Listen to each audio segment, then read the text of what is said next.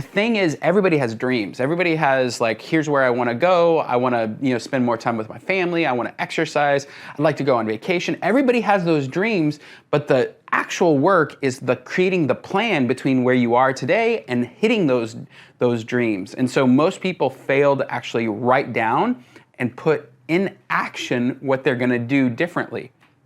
So the first step is just knowing exactly what you're spending your time on. Time is money, and I know that's a crazy thought, but here's the way you know this. Okay, so you take last year's taxable income.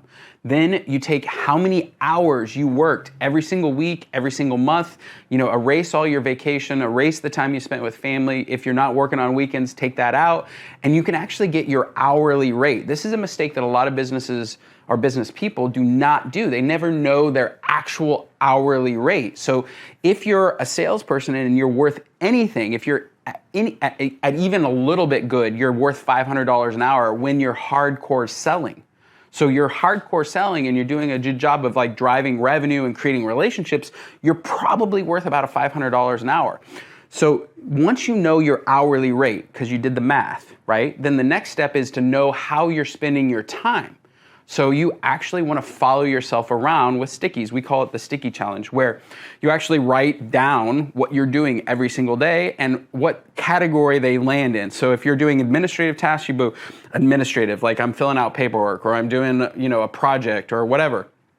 And you write the amount of time that you spend on that particular task, and you go a week or two through your work week and you just kind of document everything that you're doing.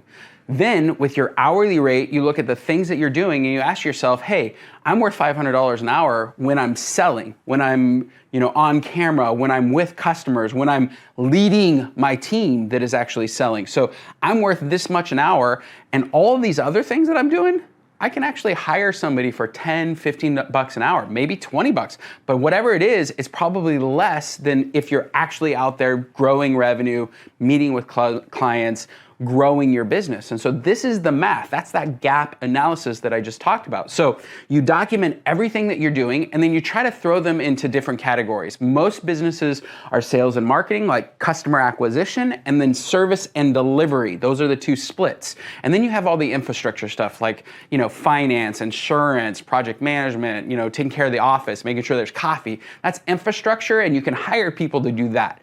But customer service and service delivery, the work that you actually have to do to satisfy your customers, that's likely high value work, and so you want to break that down. So you've just done a sticky, you're like breaking these different sections down. Is this sales and marketing, like growing revenue? Is this service and delivery? Or is this infrastructure work?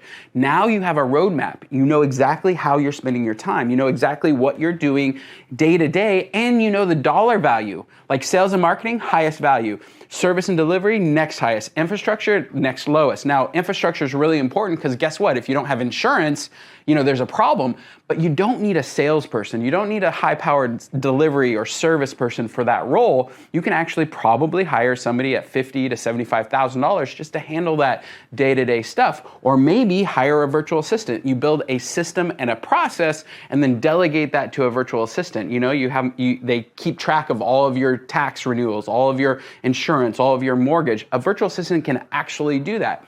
So you've just broken down your day. You know exactly how you're spending your time. Now the question is, what's the highest and best use of my time? And it's funny because in real estate, you have highest and best use of real estate. If you have a corner property, and it's a high traffic corner, you want retail, you want gas stations, because that's the highest and best use of that corner. Well, guess what?